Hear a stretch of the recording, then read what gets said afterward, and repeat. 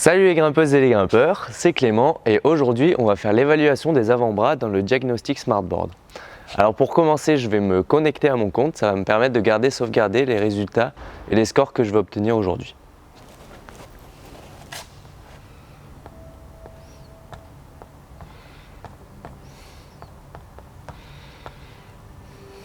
Donc là je me retrouve sur la page d'accueil de l'application Smartboard et je vais directement dans l'onglet diagnostic.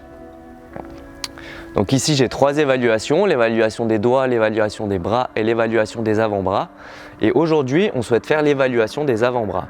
Alors au préalable il faut avoir fait l'évaluation des doigts, sinon l'évaluation des avant-bras sera grisée. Et ce qui est pas mal, c'est d'avoir fait une évaluation des doigts relativement récente, car l'évaluation des avant-bras, l'intensité de l'évaluation des avant-bras est calibrée sur le score de l'évaluation des doigts. Donc avant de démarrer cette évaluation, ce qui est super important, c'est d'être vraiment bien échauffé. En particulier, l'évaluation des avant-bras, elle est hyper sollicitante. C'est vraiment dopant et elle va vous pousser dans vos retranchements. Alors vraiment, soyez prêts à donner le meilleur de vous-même.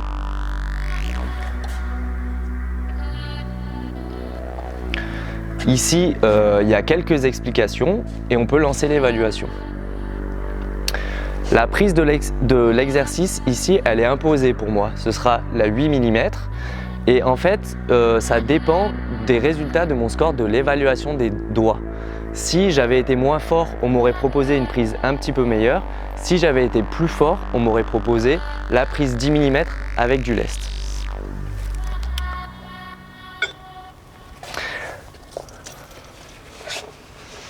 Et bien là, c'est parti.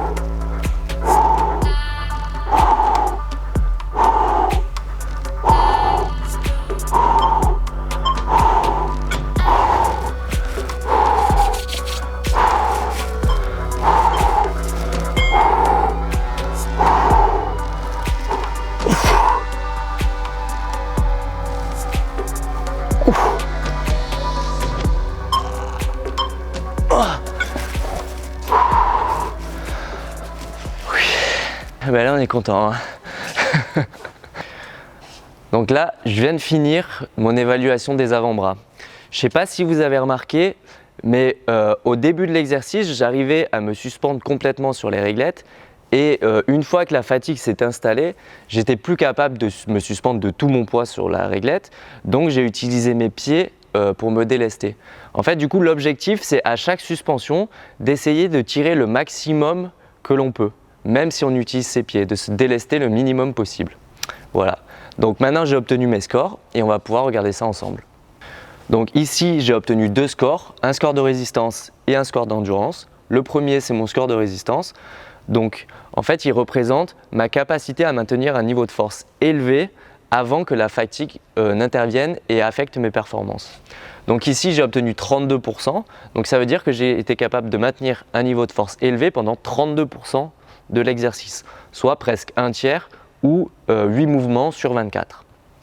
Le second score, c'est mon score d'endurance.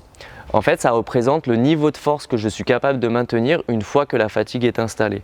Donc ici, j'ai eu 84,1%. En fait, par rapport à mon niveau de force initial, je suis capable de maintenir 84% de ce niveau-là pendant toute la fin de la durée de l'exercice. Donc, si je descends en dessous, j'ai un schéma explicatif des deux scores que j'ai obtenus avant. Ensuite, si je veux avoir le détail des scores, je peux swiper à droite ou appuyer sur l'onglet graphique ici, hop, et j'ai les données brutes de l'exercice que j'ai réalisé. Donc on voit bien que ici, au début, je me suspendais complètement et puis ensuite, hop, j'ai chuté. Et donc mon score de résistance, il a été calculé avec les données ici qui sont situées au-dessus des pointillés rouges qui représentent le seuil de résistance. Et ensuite, mon score d'endurance, il est calculé avec les pointillés bleus. Ici, c'est vraiment le seuil de force que je suis capable de maintenir une fois que la fatigue est établie.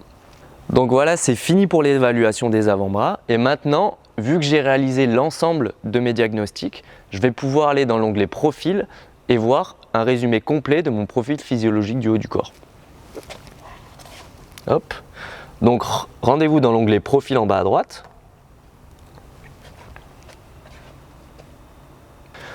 Donc là, sur l'onglet Profil, l'application elle a pris en compte tous les résultats de mes diagnostics et elle les a résumés sous forme de graphique.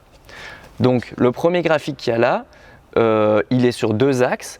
L'axe vertical, c'est un indicateur de mon niveau de forme. Donc ici, je suis plutôt bien en forme. Et l'axe horizontal, c'est un indicateur de mon style d'escalade. Est-ce que je suis un grimpeur qui est plutôt puissant ou plutôt endurant, ou plutôt bloqueur, ou plutôt quelqu'un qui fait des voies. Donc là, je suis plutôt polyvalent. Ensuite, sur le second graphique, c'est un diagramme araignée qui représente l'énergie dépensée, la puissance maximale, la force maximale, la résistance et l'endurance. Et du coup, c'est un indicateur de mes points forts et de mes points faibles. Donc ici, je semble être plutôt un grimpeur endurant et assez puissant en bras. Et en revanche, j'ai plutôt des lacunes en résistance. Voilà. Et enfin, tout en bas, il y a un résumé des scores qui se réfèrent au poids. Donc le rapport force-poids, le rapport poids-puissance et mon poids. Voilà. Donc là maintenant, une fois que mon profil est établi, ce qui est sympa, c'est que je peux retourner dans l'onglet entraînement. Et ici, l'intensité et le nombre de répétitions des exercices qui sont proposés est adapté en fonction des scores que j'ai obtenus sur les diagnostics.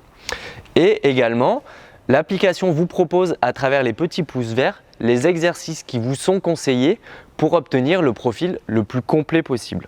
Donc voilà, maintenant c'est fini pour les évaluations et on va se retrouver dans des prochaines vidéos pour vous décrire l'ensemble des exercices de l'application Smartboard.